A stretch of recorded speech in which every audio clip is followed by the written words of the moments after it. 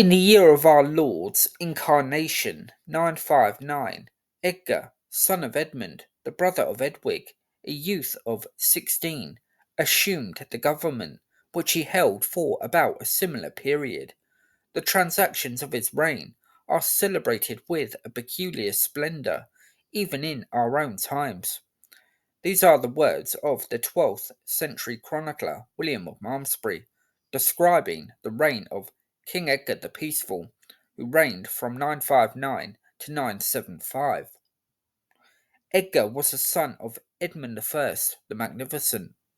According to William, reports of Bishop Dunstan hearing angelic voices telling him that peace would reign in England as long as Edgar should reign as king and as long as Dunstan lived, circulated soon after Edgar's death in 975.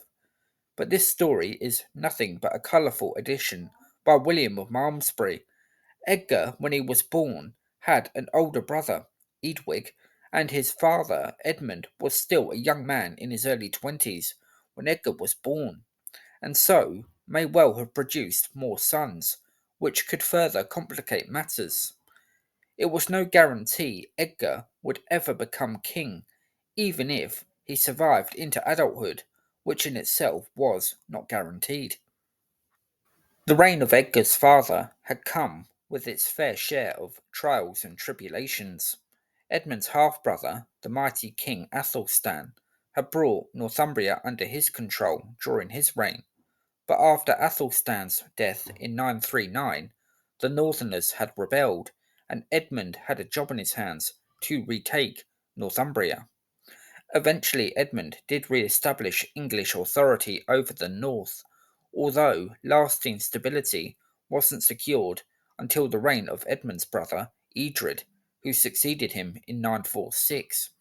William of Malmesbury says this of Edred: Edred, Edward the Elder's third son, I'll add to become king as there were other sons of Edward the Elder, assumed the government and reigned 9 years and a half.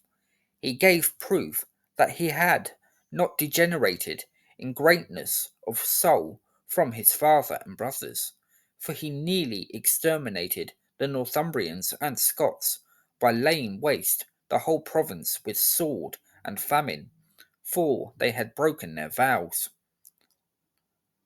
It seems something of a contradiction that Edgar would become known to history as the Peaceful, given the tumultuous events leading up to his own reign, and the martial accomplishments of his father and uncles.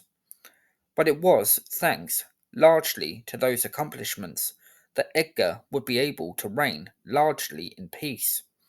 These strong warrior kings, dating back to the reign of Edgar's great grandfather Alfred the Great, had enjoyed gradually increasing success in first repelling the Viking invaders and then reclaiming the lands that the Vikings had taken, culminating in the re establishment of English authority over Northumbria in 954 by King Edred.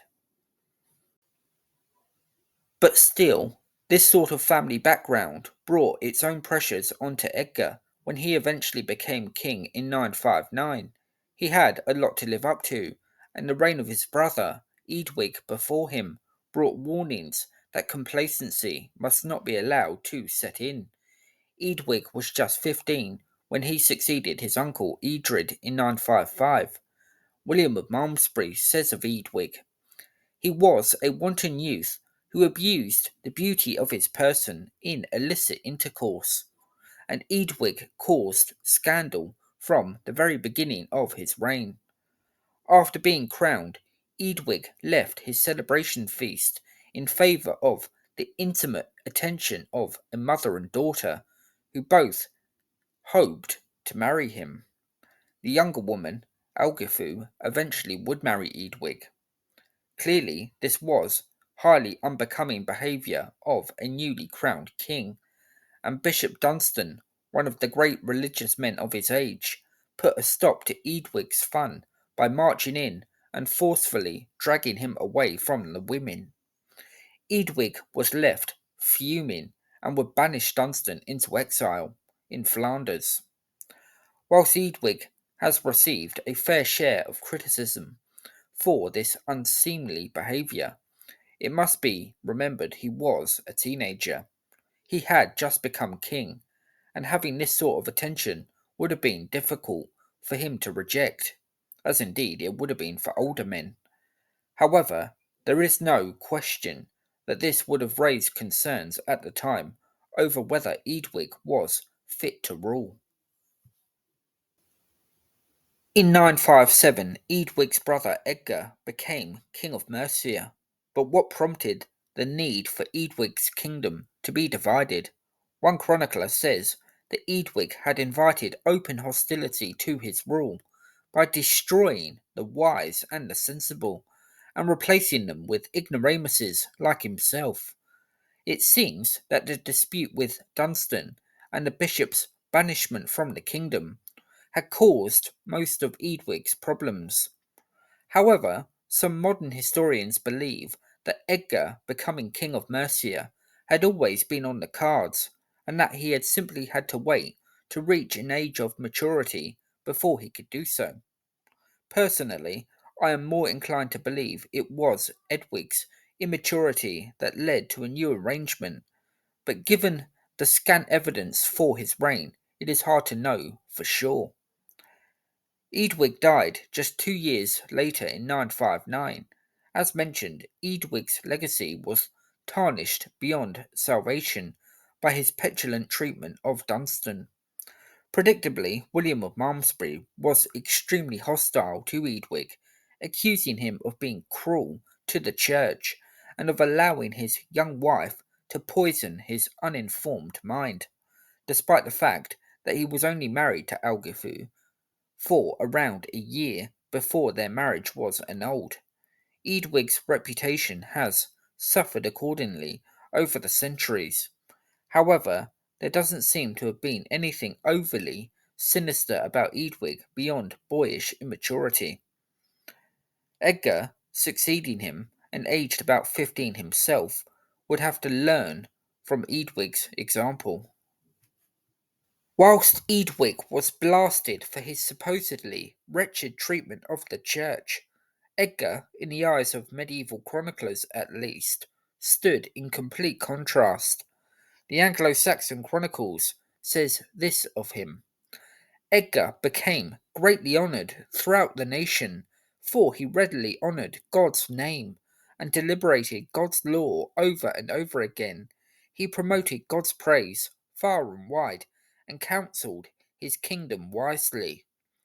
Edgar, on becoming King of Mercia in 957, had immediately recalled Dunstan from his exile, and, after becoming King of all England, made the Bishop of Worcester his new Archbishop of Canterbury, putting the ugliness of Eadwig's reign firmly in the past.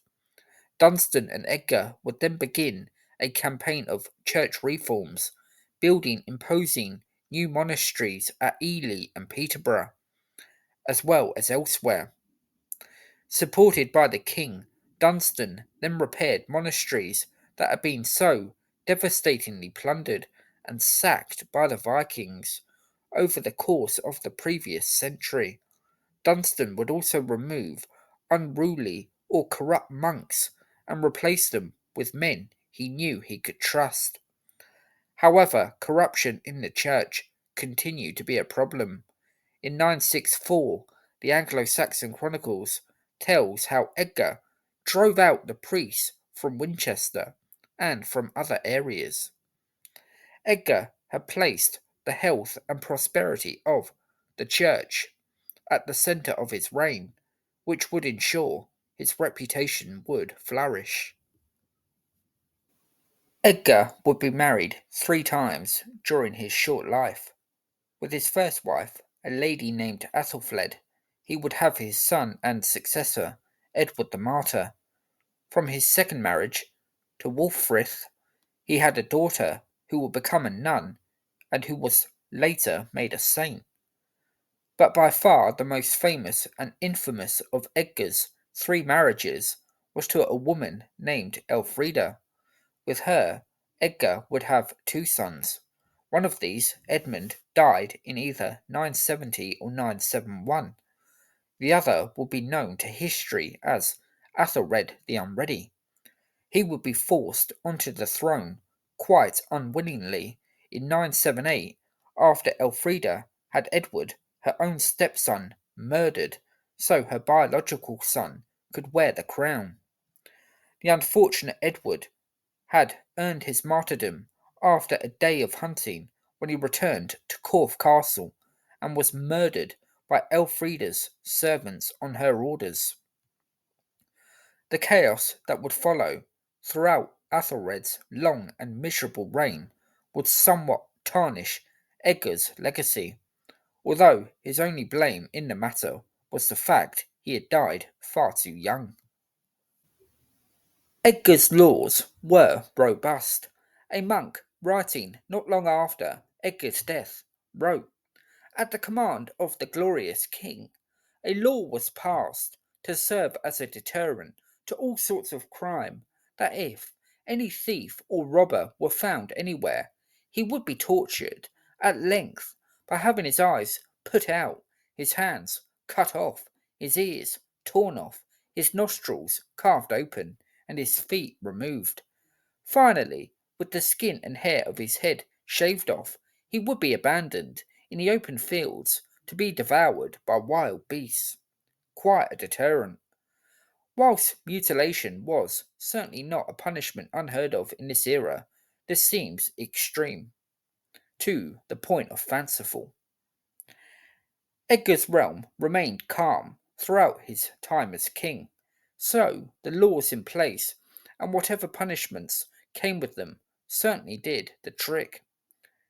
Edgar's laws would later be referenced by King Canute in the following century. 973, 14 years after becoming king, Edgar, along with Elfrida, was crowned in a coronation ceremony at Bath Abbey.